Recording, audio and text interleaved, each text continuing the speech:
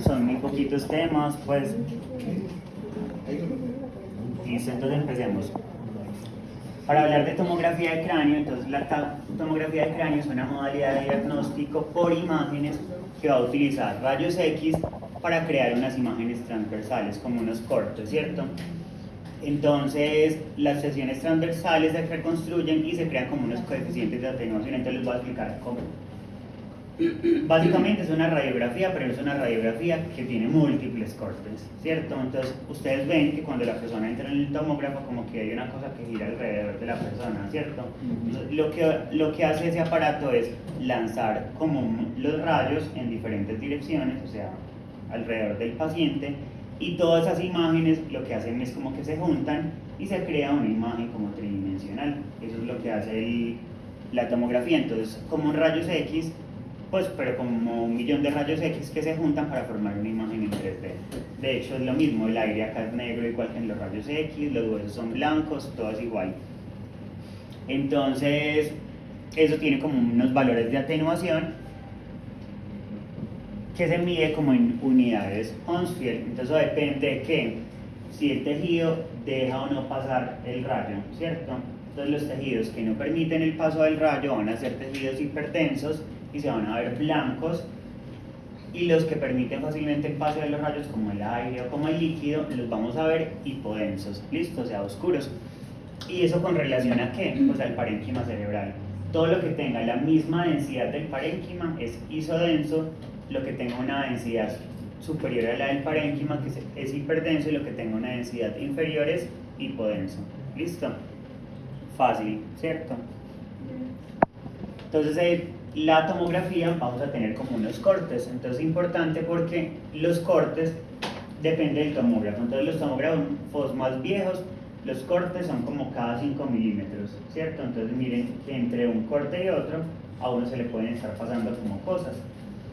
Entonces, 5 milímetros. En los tomógrafos actuales, la diferencia es de 0.5 milímetros, o sea, los cortes son unos cortes mucho más finos, y eso nos permite tener como una mayor resolución de las imágenes. Entonces uno mira siempre el corte axial, el corte sagital y el corte coronal. O sea, si yo veo algo acá, yo tengo que confirmar que lo estoy viendo en los otros cortes, ¿cierto? Y nos permite además mirar cuál es el tamaño de la lesión que estamos viendo. Entonces la tomografía nos va a ser muy útil en patologías como el trauma encefalocraneano, la cefalea y el accidente cerebrovascular, que son como las indicaciones más frecuentes por las que uno hace una tomografía, y es porque básicamente nos va a poder permitir ver lesiones primarias o lesiones secundarias. Entonces, ¿cuáles son las indicaciones para yo hacerle una tomografía a un paciente que se da un golpe en la cabeza? Pues primero, bueno, sabemos que es la imagen que estamos ampliamente disponible, pero entonces si el paciente tiene un TEC moderado y el TEC moderado se define como un Glasgow menor de 13 o un TEC grave, yo le tengo que hacer una tomografía, ¿cierto?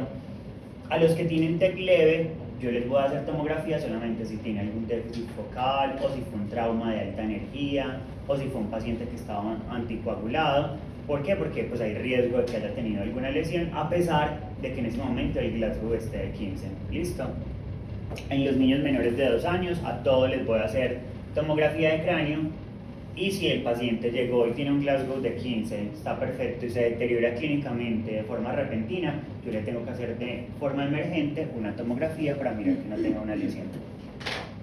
Entonces, ¿cómo vamos a clasificar las lesiones que encontramos en los pacientes con trauma encefalocraniano? Entonces van a ser lesiones primarias o lesiones secundarias. Primarias se refieren a esas lesiones que se produjeron efecto del golpe, ¿cierto? Entonces el paciente llegó, se dio el totazo en la cabeza, se hizo una herida en el cuero cabelludo, se fracturó el cráneo, o tuvo una hemorragia, un hematoma pues, secundario al trauma, o una lesión a nivel del parénquima cerebral. Entonces a eso llamamos lesiones primarias, es decir, ocurrió el trauma y ocurrió la lesión.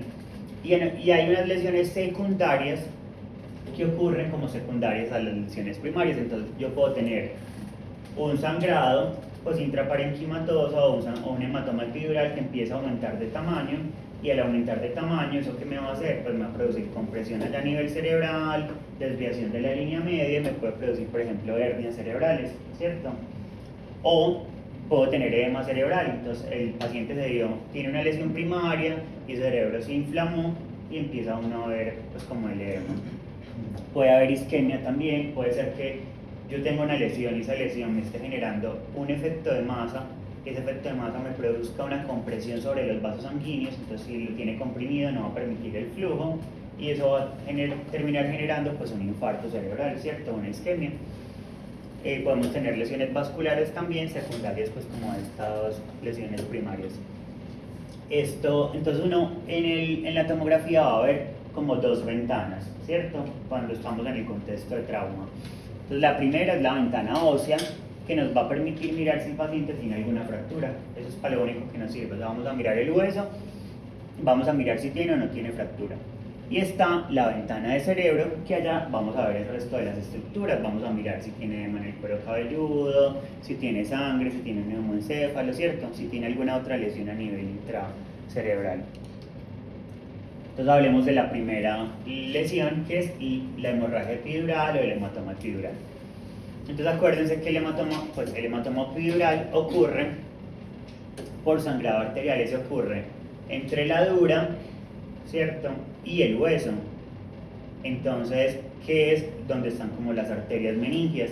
Entonces cuando yo tengo una fractura, pues como en este caso, que me produce un epidural, es porque la lesión fue como un poquito más externa, me produjo alteración de la arteria meningia y empieza a acumularse sangre como en ese espacio extradural, ¿cierto? Está por fuera de la dura. Entonces uno ve, normalmente es arterial, hasta en un 90%, es usualmente unilateral también.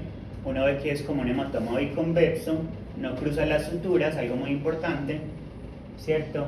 Es más frecuente en adultos jóvenes y a veces puede tener el famoso signo del remolino, que es esto que estamos viendo acá, y eso nos está hablando de que hay un sangrado rápido, o sea que ese paciente está sangrando activamente en ese hematoma. Entonces veamos cómo se ve en la tomografía.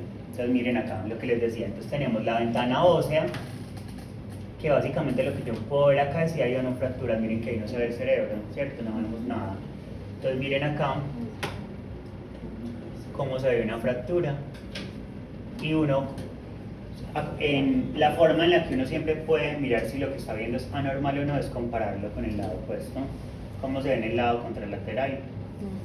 Se ve normal, y acá vemos que hay como una fractura, y miren, secundaria a esa fractura, probablemente una lesión de las arterias meningias, y ahí tenemos entonces un hematoma epidural. Listo, es el más fácil de ver. Algunos dicen, es una mujer embarazada, pues la barriguita. Ya ustedes harán su asociación. Y se acuerdan, ese es un paciente que tuvo un trauma, llega con un Glasgow de 5. Entonces les dije que cuando tienen un sangrado rápido, uno puede ver el famoso signo del remolino, que se va a ver como una hipodensidad al interior de ese hematoma. Miren acá, eso es lo que me está hablando, es que hay un sangrado activo, ¿cierto? Hay un sangrado rápido ahí. Y eso que me indica que si yo no intervengo a ese paciente rápidamente, la probabilidad de que se muera es altísima. ¿Vamos bien? Sí. Listo, miren esta entonces, es otra ventana de hueso. Pero porque acá se ve como también. Pero porque hay una pérdida de la continuidad ahí. Pero entonces uno alcanza a ver acá. Acá hay pérdida de la continuidad, pero yo creo que es por la proyección. Pero no alcanza a ver acá como que hay una pérdida. Y miren acá, que se ve claramente como esa pérdida de la continuidad. Pero o sea, para ver legalmente la lesión en el hueso, debo de fijarme en la que está, la que dice que es la ventana ósea. La ventana de hueso, esto, miren. Yo ahí no veo nada más. Estamos viendo el cerebro. No, cierto, solo se ve el huesito y ya. El paciente, entonces hay que tener en cuenta, por ejemplo, en los niños las suturas, que a veces lo pueden a uno confundir porque hay una interrupción del hueso. ¿Listo? Y hay unas variantes del hematoma epidural. Entonces resulta que yo les dije que es arterial en el 90%, pero si el golpe fue cerca de una vena, por ejemplo acá fue la fractura, este es el seno transverso, entonces ese hematoma epidural puede ser por un sangrado venoso también. ¿Listo? O si es el seno sagital superior. Entonces miren acá en esta imagen que me parece muy bonita. Miren, la lineecita sería la fractura. Y acá tendríamos esta línea, produce el trauma en el seno transverso y se forma aquí el epidural. ¿Sí ven? No todos son iguales, entonces 10% van a ser venosos. Puede cruzar las suturas, pero solamente pues como en el caso de las lesiones venosas. Esta es la hemorragia subdural aguda o el hematoma subdural aguda, ¿cierto?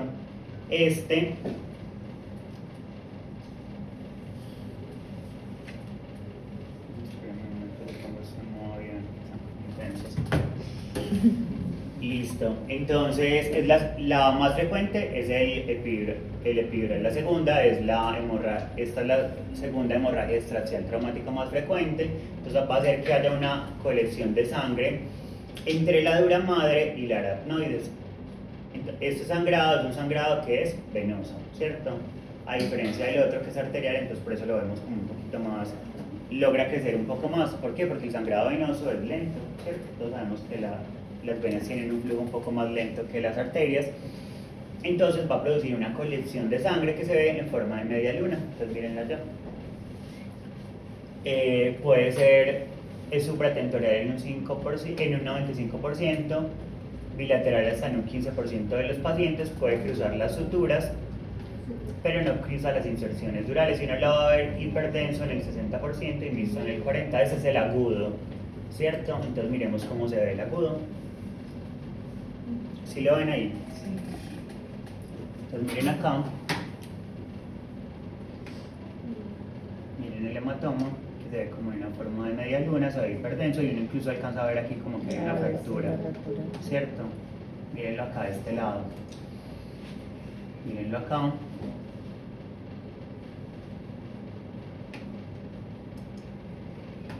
Es el agudo. El subagudo ese es más difícil de ver, porque ese coágulo se empieza a organizar, entonces uno ve que forma como unas neomembranitas, y más o menos a los 7 a 10 días se empieza pues como a alisar obviamente todos esos glóbulos que están ahí y se empieza a reemplazar pues como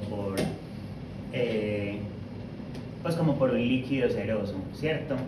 Entonces normalmente en la etapa aguda la sangre se va a ver brillante, ¿cierto? Como vimos que la sangre es hiperdensa. En la etapa subaguda se va a ver de la misma densidad del parénquima, o sea, es isodenso. Entonces miremos. ¿Lo alcanzan a ver? ¿Será que apagamos la luz? A ver si vamos a ver las imágenes. ¿Sí? ¿O no ven ahí? Sí. Ahí se ve mejor, ¿no? ¿Dónde? Acá entonces esperen, yo pongo acá el señalador. Listo. ¿Dónde? Acá. Espere, profe, espere. No, en este hay uno y en este hay otro. Ajá. Son diferentes. Ajá. En este es del lado de acá. No, En el este es este. duro. Ah, eso.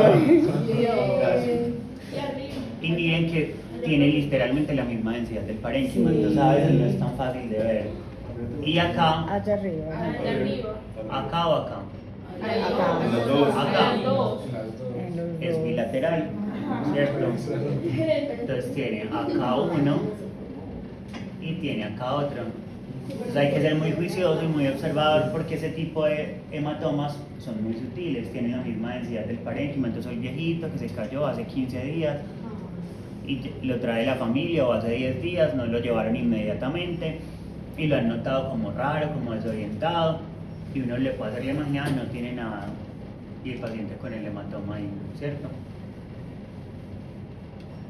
Listo. Y en el subdural crónico vamos a ver un líquido que es serosanguinolento, ¿cierto? Entonces ya les dije, se forman esas neomembranas, empieza a haber como lisis de todos esos glóbulos que hay ahí y eso se reemplaza por ese líquido serosanguinolento.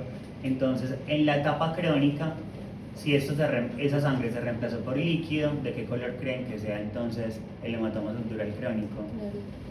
oscuro, ¿cierto? O sea, hipodenso, ¿cierto? Porque debe tener una densidad. Acuérdense que el Sí, líquido el agua. y el aire permiten el paso del rayo, entonces tiene casi que la misma densidad del líquido cefalorraquídeo, entonces uno lo va a ver oscuro, el crónico. Pero resulta que hay pacientes que tienen un subdural crónico y se vuelven a dar en la cabeza y hacen resangrado. No falta el viejito que se cae por todo.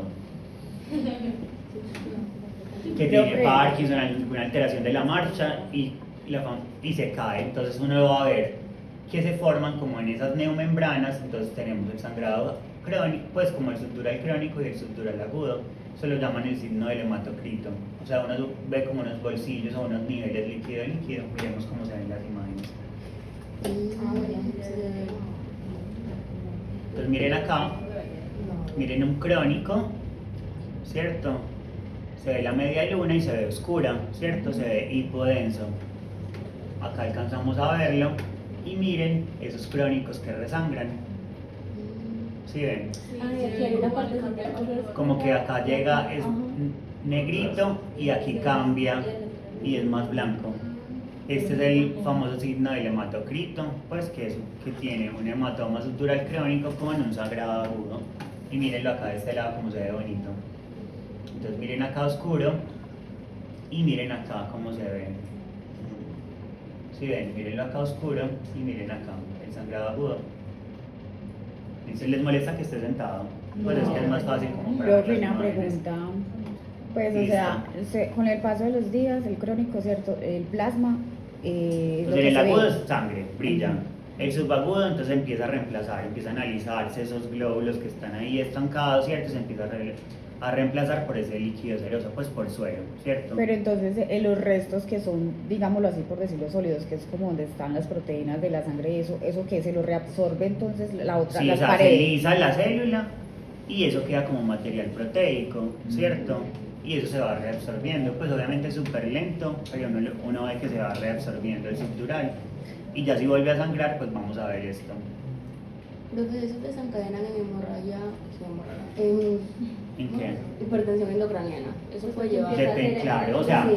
una epidural, entonces acuérdense que dijimos que habían lesiones primarias y secundarias. Entonces dijimos, las primarias son las que ocurren como consecuencia del trauma y las secundarias es lo que ocurre como consecuencia de la lesión primaria. Entonces si yo tengo una epidural y esa epidural está creciendo, eso me va a generar un efecto de masa y me va a producir hipertensión Y esa intracraneal, sería claro. secundaria lesión.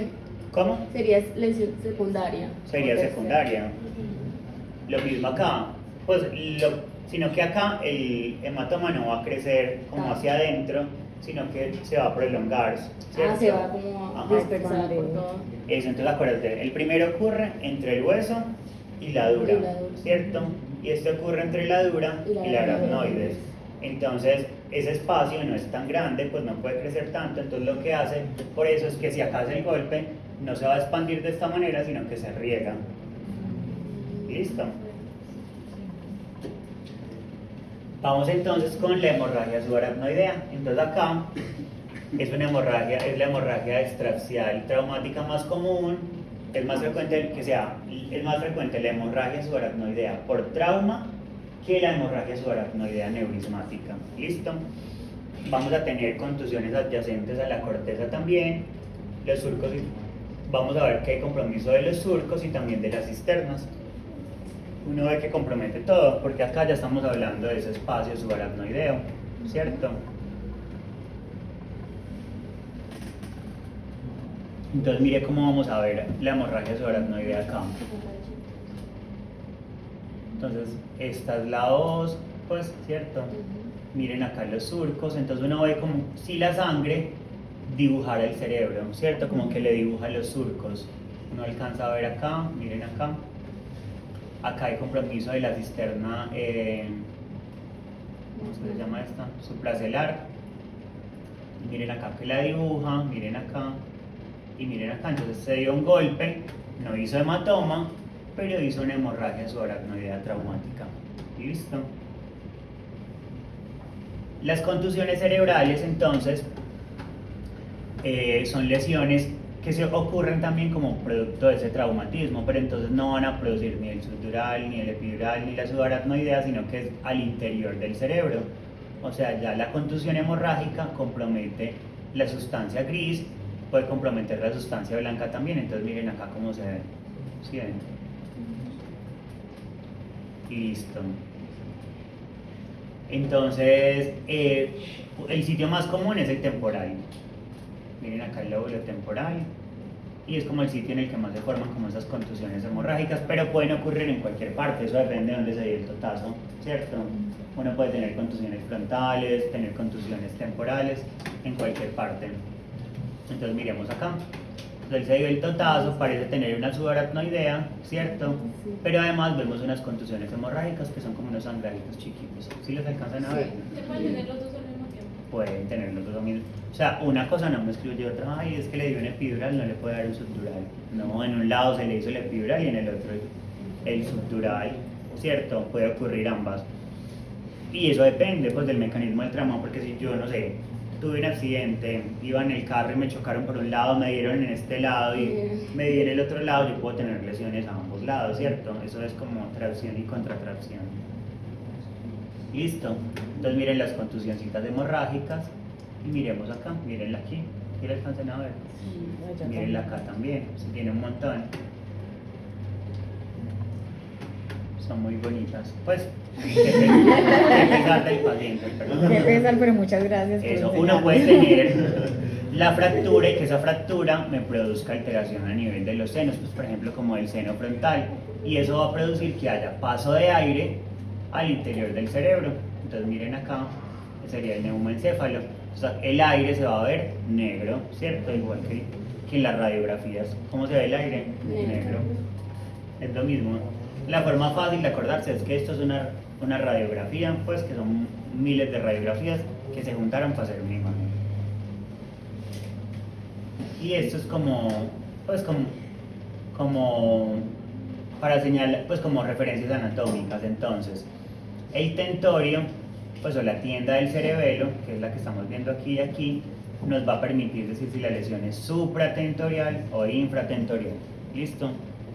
Y la fals, que es esta línea media del cerebro, nos va a permitir diferenciar una lesión de derecha a izquierda. Ya, ¿cierto?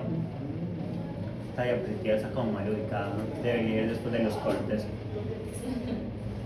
Bueno, entonces acuérdense que yo les decía, uno puede tener una lesión primaria y esa lesión primaria producir una lesión secundaria, como es el caso de una hernia.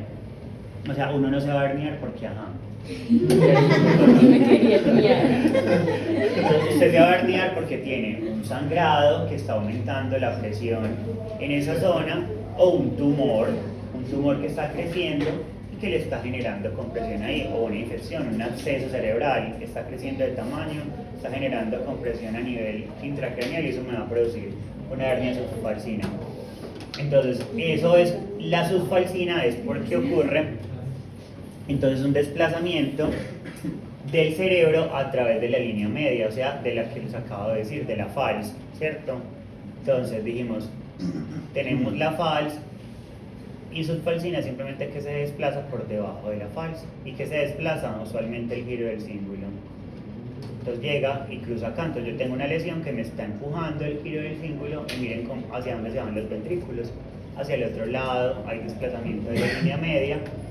Y a veces, cuando esa compresión es tan severa, puede comprimir las arterias cerebrales anteriores, producir isquemia, o sea, infarto ahí a nivel cerebral. Entonces miren acá, esto es un corte macroscópico. Acá veo una hernia subfalcina, miren el ventrículo de este lado y miren el ventrículo del otro lado. Prácticamente no existe, ¿cierto?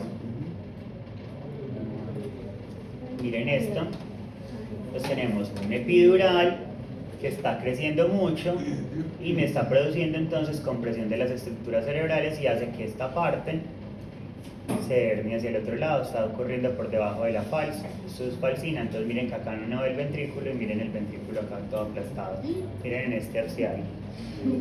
Crucemos, hagan una lineacita acá que sería la línea media y miren cómo está desplazadas todas las estructuras.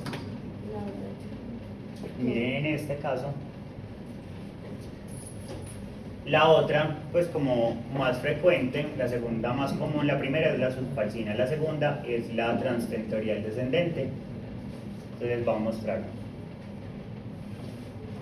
Tenemos una lesión primaria, que usualmente es superior, entonces empuja como de arriba hacia abajo, ¿cierto? Allá estábamos viendo en la otra que era como que la lesión empujaba de un lado a otro. Acá la fuerza está acá y eso empieza a empujar las estructuras hacia abajo. Entonces, ¿qué pasa?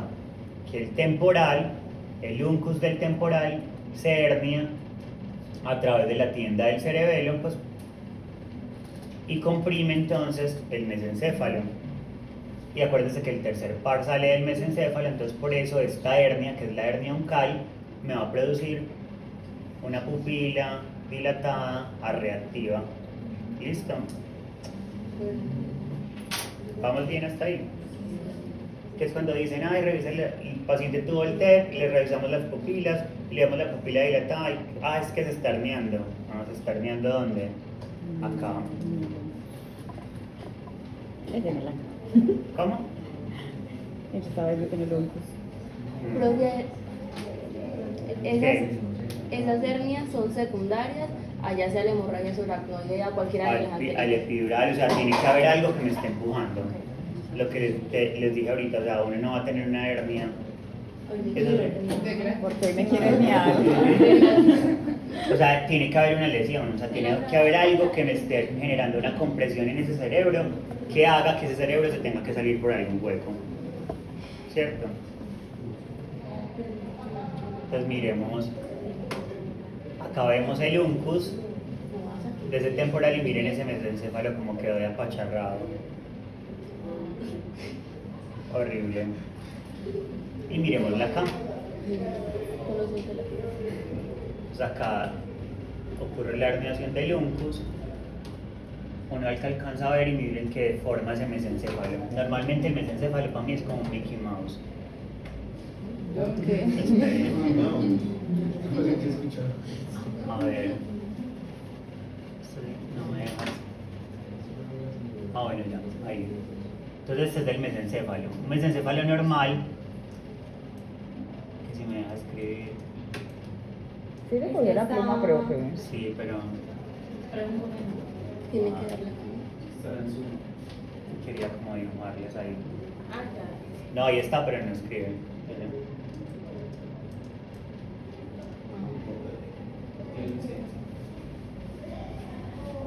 No, profe, yo creo que usted escogió fue... Extra, pero no. Bueno, volvamos al puntero. Entonces acá este temporal se está herniando y este, que es el mesencéfalo, se ve como deforme. Miren acá, hay un hematoma que me está generando una compresión, me está descendiendo el cerebro y miren que acá empieza a herniarse por este lado. Miren, en esta imagen también se ve muy bonita y miren que acá se ve comprimido el mesencéfalo. A veces, una de las limitaciones que tiene la tomografía de cráneo es que no es tan buena para uno mirar la fosa posterior, porque como tiene tanto huesito pues como alrededor, a uno a veces se le queda como corto, ¿cierto? Una sulfaxina puede volverse una descendente. Una subfalcina sí depende. Si yo tengo una lesión y me está generando inicialmente una compresión de un lado a otro, yo puedo tener una hernia subfalcina, pero si eso empieza a aumentar, ya por allá, por ese lado, no me es suficiente, así que tiene que empezar a salir por debajo, ¿cierto? Entonces sí se puede convertir en una transtentorial descendente. Hay otras como transtentoriales ascendentes, es decir, yo puedo tener una lesión acá arriba, a veces es por ejemplo cuando esos pacientes los derivan y esa derivación queda como mal calibrada, entonces empieza a drenar un montón de líquido y eso ¿qué hace? Pues como está chupando, hace que lo de abajo tenga que salir para arriba, ¿cierto? Yo puedo tener una hernia transcalvaria, yo tuve una fractura, se me abrió el cerebro, o se me abrió el cráneo, y por ese hueco se puede salir el cerebro, ¿cierto? Eso también puede ocurrir. Puede tener herniación de las amígdalas cerebelosas, entonces miren acá el cerebelo, entonces ocurre que esas amígdalas cerebelosas salen por el agujero magno, y eso me va a generar una compresión a nivel de la médula. Esto tiene un nombre, por ejemplo, y es la malformación de Chiari. Entonces la malformación de Chiari es esto, una herniación de las amígdalas cerebelosas por el agujero magno. Entonces van a averiguar como tarea qué es un Chiari 1, qué es un Chiari 2 y qué es un Chiari 3. ¿Cuál es la diferencia? Como con C, CH, Chiari. Chiari. ¿Listo? Entonces es una herniación de las amígdalas cerebelosas y a partir de cuándo yo digo que está herniada esa amígdala cerebelosa. ¿Vale? Pues todo. ¿Cómo? ¿Cómo era la tarea? ¿Cuáles son las clasificaciones Primero, de Chiari? Primero, ¿cuántos milímetros tiene que estar descendido la amígdala cerebelosa para yo decir que está herniada? Y segundo, ¿cuál es la diferencia entre un Chiari 1, un Chiari 2 y un Chiari 3? ¿Listo? Después les preguntan en el examen y no hicieron la tarea. Listo, Punto de entonces, parcial, ya saben. acá vemos algunas de estas herniaciones, entonces miren ese mesencéfalo como se ve apacharrado acá. Una forma siempre de uno, miren acá hay herniación de las amígdalas cerebelosas, entonces uno traza una línea acá y esas amígdalas están por debajo. Miren acá, la lesión es gigante, la lesión es central y me está empujando el cerebro hacia dónde, hacia afuera, ¿cierto? Como hacia arriba, como hacia afuera. Y miren acá el hematoma y me está generando compresión como hacia abajo, ¿sí ven?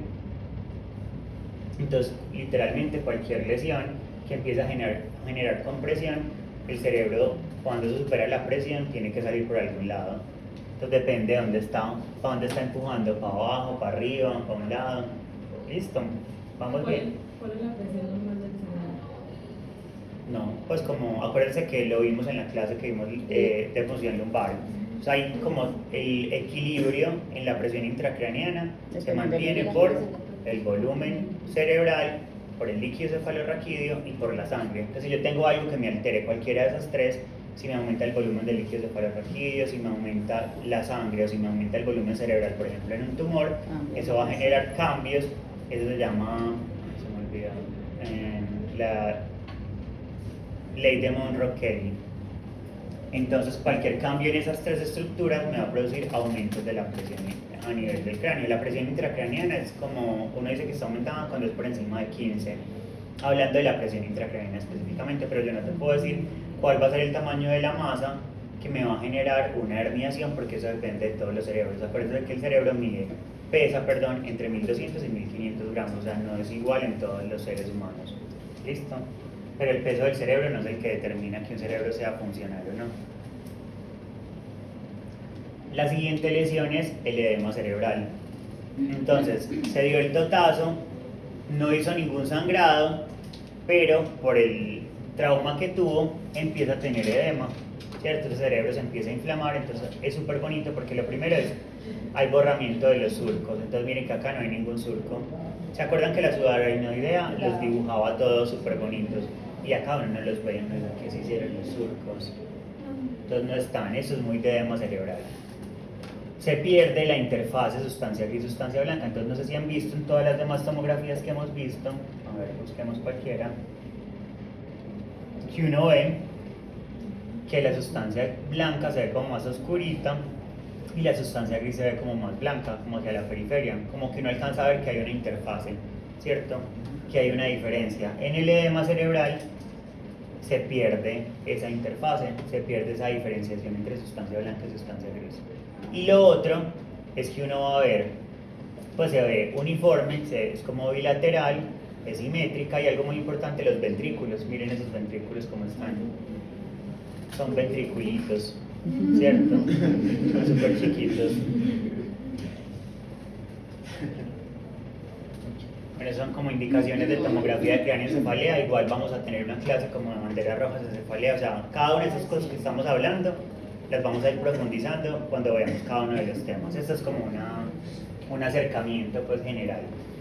Entonces yo tengo una cefalea crónica, ¿cierto? Pero con características recientes, si es una cefalea que me produce algún déficit neurológico, si es posicional, si es la peor de la vida o si es una cefalea en trueno, que es una cefalea que alcanza su máxima intensidad en el primer minuto. ¿Listo? La definición de cefalea en trueno no es por las características, ay, es como un trueno que te cae, no. Se dice que ese trueno es esa cefalea Por la que empieza rapidez. rápido, en un minuto, ya usted tiene el peor dolor de cabeza de la vida. Él se despierta el paciente si está dormido. No necesariamente, pues podría o no despertarlo. Entonces ocurre y en el primer minuto alcanza la máxima intensidad. Eso es una cefalea en trueno. Algunas veces la definición ha ido cambiando. Antes se decía que en los primeros 5 minutos, ahora decimos como que en el primer minuto, eso tiene una sensibilidad como del 70%, pero cuando uno le extiende como la definición hasta 5 minutos, uno capta unas personas que no alcanzaron en el primer minuto la máxima intensidad, pero sí en esos primeros 5 minutos, y eso me tiene que alarmar también. ¿Listo?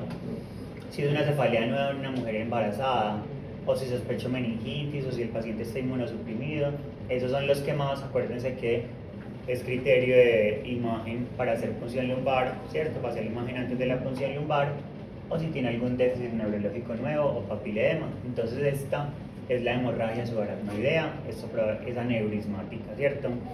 Entonces el paciente que tuvo la cefalea en trueno, que llegó porque tiene el peor dolor de cabeza de su vida, que le alcanzó en un minuto, yo le voy a hacer la tomografía de cráneo para mirar si hay sangre o no. Ya sabemos que la tomografía es súper buena para mirar sangre, ¿cierto? Tiene una sensibilidad para sangre casi que del 100%. Entonces es la imagen que me va a ser más útil para yo mirar si el paciente tiene sangrado o no. Entonces yo le hice la tomografía y encontré esto. Tiene una hemorragia subaracnoidea, ¿cierto? Entonces miren que dibuja los surquitos, dibuja la línea media, acá hay compromiso de la cisterna supracelar, y acá que Una herniación. no, acá hay una hemorragia subaracnoidea, estamos hablando de ¿Por qué? hemorragia subaracnoidea. Porque Pero esta es una hemorragia subaracnoidea, mírenla aquí, que es de la convexidad. Si alcanzan a ver como que dibuja acá el surquito. Esto es aneurismático, esto no es aneurismático. Si yo tengo una hemorragia subaracnoidea de la convexidad, yo tengo que pensar que sea de otro origen, ¿cierto? Tiene una trombosis de senos durales o tiene un síndrome de vasoconstricción cerebral reversible, o sea, debe tener otra cosa que me ocasionó ese sangrado, pero no es un aneurisma. Y acá tenemos una que es perimesencefálica. Uno incluso alcanza a ver aquí como que dibuja el mesencéfalo en la parte anterior. ¿Sí ven? No. Listo. Entonces las hemorragias intracerebrales las vamos a clasificar en lobares o no lobares, o sea, si comprometen un lóbulo o no. Las no lobares suelen ser como las hipertensivas, y secundarias pueden ser secundarias a malformación vascular, a una trombosis, a un tumor, o sea, cualquier cosa puede sangrar en el cerebro. Perdón. Entonces miren acá, esto es una hemorragia lobar, es gigante, ¿cierto? Miren que produce compresión del ventrículo, miren esta acá. No sé, eso me está generando edema, efecto de masa. Esto es una hemorragia intracerebral primaria. La hipertensión es la causa más común de sangrado, entonces yo por hipertensión puedo tener sangrado intraparenquimatoso. Entonces miren esta hemorragia lobar y miren que ahí se pasó a los ventrículos, tiene una hemorragia intraventricular también. Miren acá este y miren acá este sangrado. O sea, uno puede tener un sangrado hipertensivo en cualquier parte. ¿Listo? Menos, pues si ese sangrado es más lateral, si es más hacia la periferia, si es como en el lóbulo temporal, yo sospecharía que más fácil que ese paciente se cayó y se dio un golpe a que sea una hemorragia primaria o hipertensiva. Entonces estos son como algunos de esos ejemplos. Miren esta hemorragia tan impresionante, miren todo el edema que tiene alrededor del sangrado. Esto es una secuencia de resonancia, ahorita la vamos a ver, que se llama susceptibilidad magnética y nos sirve para ver sangre básicamente y calcio. Entonces este es un paciente joven con una cefalea de inicio gradual seguido de convulsiones y debilidad en el lado izquierdo. ¿Qué vemos ahí?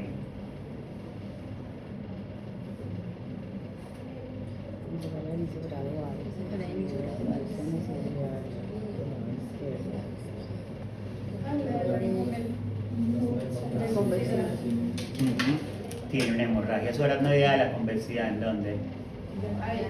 Esto Ahí. tiene una hemorragia subaracnoidea de la convexidad, es un paciente joven con dolor de cabeza, entonces uno puede pensar que se trata de una trombosis de senos naturales o que hizo un síndrome de vasoconstricción cerebral reversible. Eso ocurre mucho, a veces como factor de riesgo, el consumo de medicamentos antigripales que contienen fenilefrina, por ejemplo, puede aumentar el riesgo de un síndrome de vasoconstricción cerebral reversible.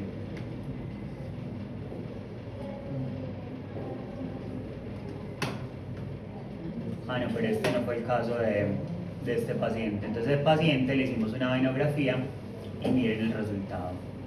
Él tenía una trombosis del seno sagital superior.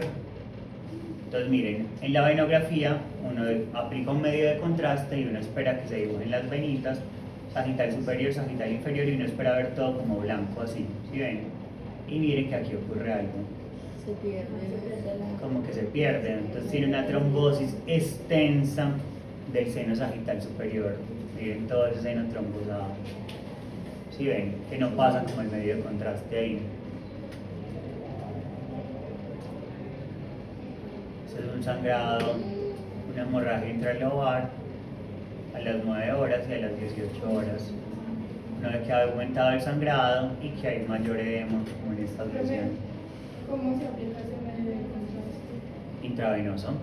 Utilizamos, iba a decir que gadolínio, no. La I es el yodo. La Claro, periódica. Entonces usamos medio de contraste yodado en esos pacientes, pues en las tomografías. El gadolínio es el que utilizamos para la resonancia, es el otro medio de contraste.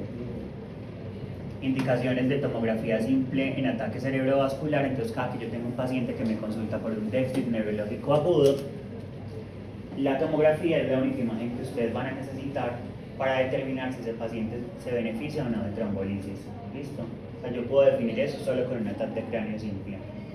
La angiotomografía me va a servir para mirar si ese paciente tiene una oclusión de gran vaso y yo necesito hacer algo adicional. Listo, y para excluir otras patologías intracraneales. Esto es una tomografía, entonces, en una imagen normal, como esta, puede que uno no vea como el infarto, ¿cierto? Aunque como uno alcanza a ver una hipodensidad, esta hipodensidad probablemente es crónica, pero entonces uno viene a esta, lo que hace es disminuir el nivel, pues como de la ventana, y queda como así, como rara la imagen, como muy más negra, pero le permite a uno ver mejor los infartos que no se alcanzan a ver a veces en la ventana normal. Cuando vayamos a hacer, repasamos esto. Entonces acá tenemos una hipodensidad, esto parece un infarto subagudo. Y mírenlo acá, en la evolución, cómo se ve, como más negro. O sea que esto ya es el infarto crónico. Entonces lo que les decía, esta es la evolución como temporal de un ataque cerebrovascular. Entonces uno tiene inicialmente la ACV, este es el día 0, entonces miren que todavía no hay infarto establecido. Este es el día 3, ya uno alcanza a ver como el infarto, el día 5 y el día 11. O sea, este paciente tuvo sangrado, hizo transformación hemorrágica de ese ataque cerebrovascular. Miren, tan horrible, como el desplazamiento de la línea media y todo. Y parece que le hicieron craniotomía descompresiva. Entonces, este no vemos nada en el día 1, pero tiene algo súper interesante, que es esta lineecita que están viendo acá. ¿Sí la ven? Sí. Eso se llama el signo de la arteria cerebral media hiperdensa o signo de la cuerda, lo llaman algunas personas. Esto es un signo temprano de ACV. Entonces el paciente llegó con clínica de un ataque cerebrovascular. Yo le hice la imagen, no le veo infarto, no veo como nada raro, pero veo esto es el trombo, o sea, esta arteria está tapada. Y ese trombo en ese estadio agudo me produce esa imagen. Signo de la cuerda o signo de la arteria cerebral media hiperdensa, signo temprano de ACV. ¿Listo? Es lo mismo la evolución temporal del ACV. Algunos ACV, si yo le pongo medio de contraste, me van a resaltar, pues me van a captar, especialmente a nivel cortical. Miren este acá, día 1, y miren el día 30. O sea, acá uno no lo ve como tan bien, se ve muy sutil, y en el día 30 ya uno ve claramente el área de Malasia. Lo mismo de Malasia. Miren acá, de meses a años uno lo ve muy negro, en cambio en la etapa subaguda uno lo alcanza a ver como un poquito menos negro. Estos son como algunos signos, se quedan dos signos. Sí, Son algunos signos tempranos de ACV, luego los repasamos cuando vemos ACV. Y esta es una escala que se llama el ASPET. ¿Eso para qué sirve? Bueno, en ACV hay dos cosas importantes, pues hay varias, en realidad no, hay muchas cosas importantes, pero bueno, digamos que básico, el tiempo de evolución del ACV, eso es una cosa importante. Lo segundo importante es la escala NIHS, que nos habla del grado de discapacidad del paciente. Y lo tercero que uno evalúa en esos pacientes es el ASPET, que nos habla del tamaño del infarto. Entonces el ASPET es una nomenclatura y además nos sirve para tomar decisiones terapéuticas. Entonces les voy a explicar cómo funciona. Son 10 territorios. Entonces el primero es un corte a nivel de los núcleos de la base. Tenemos territorio M1, esto es de cerebral anterior, esto es de cerebral media y esto sería de cerebral posterior. Entonces tenemos territorio de la arteria cerebral media, M1, M2, M3. Acá tenemos la ínsula, que es lo rosado. Acá tenemos el núcleo lenticular, la cápsula interna y el caudado. Entonces cada una de esas estructuras anatómicas me da un punto. Y acá tenemos como un poquito más superior, uno sube como 2 centímetros, M4, M5 y M6. Entonces el ASPET normal, parece que esto no me escriba, a ver.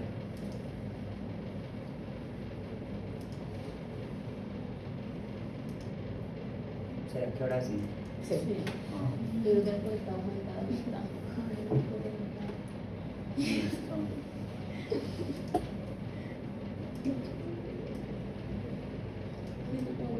Entonces, un ASPET normal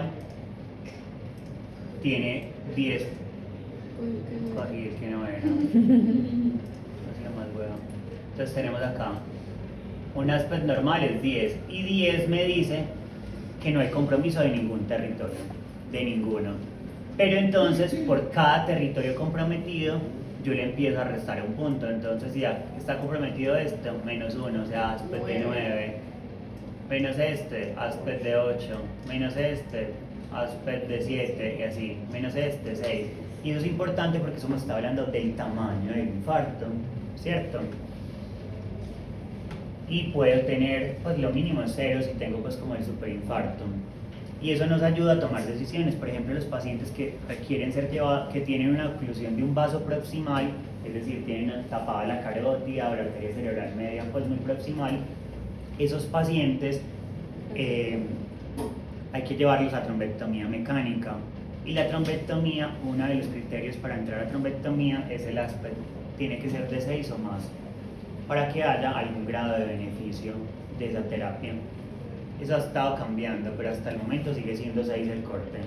Si está por debajo, que pesar, pues así tenga el tiempo, todo, no le da. Entonces hagamos un ejercicio, calculemos el ASPET en este paciente.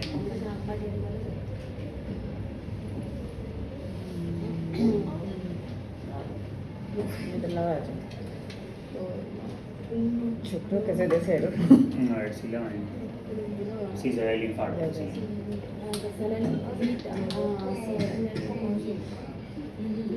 No, ¿cómo no? Hagan el cálculo. Entonces 10 si no tiene nada, ¿cierto? Y por cada territorio le restamos 1.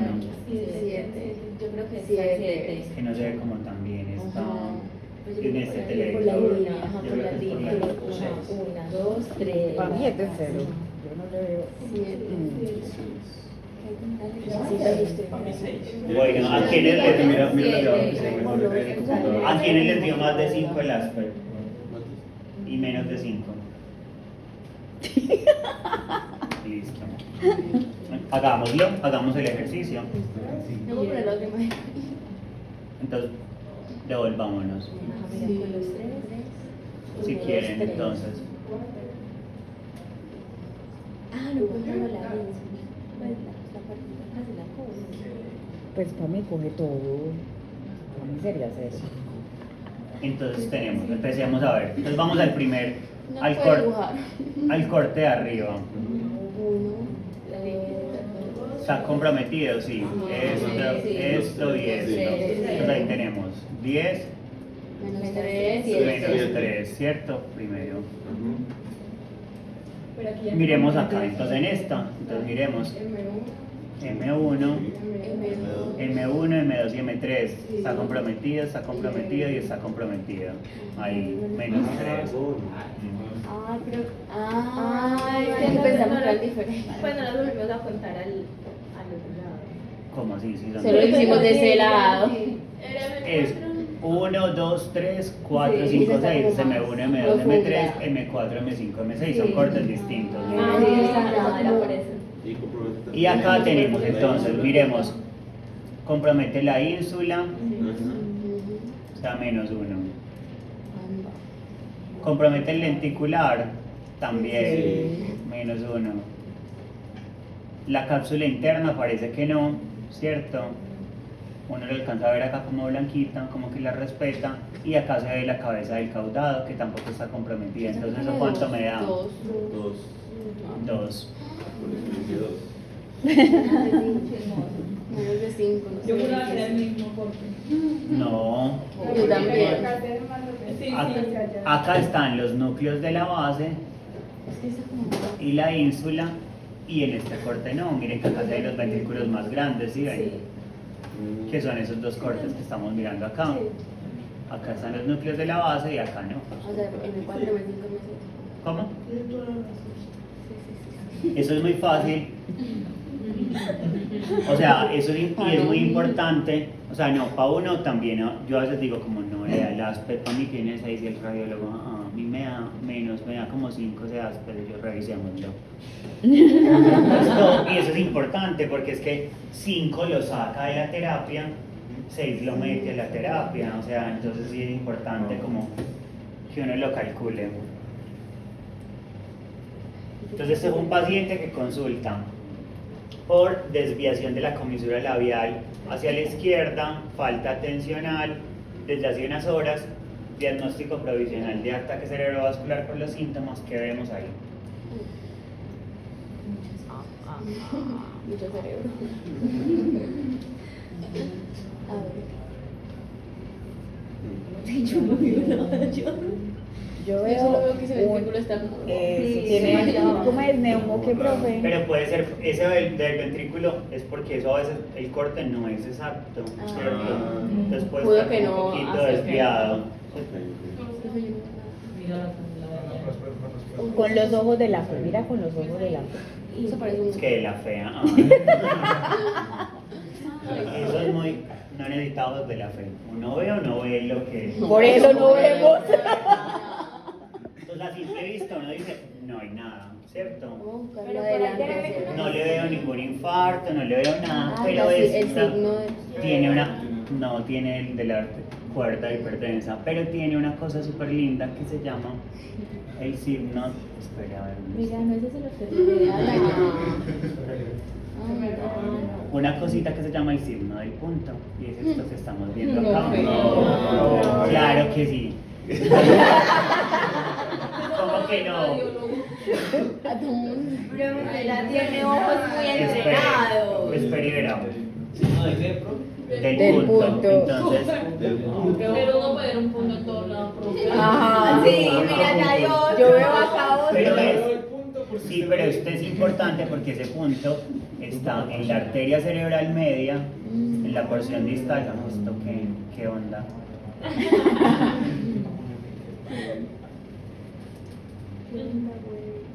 Órale, güey. Entonces acá tenemos el signo del punto y el signo escriben. Gracias.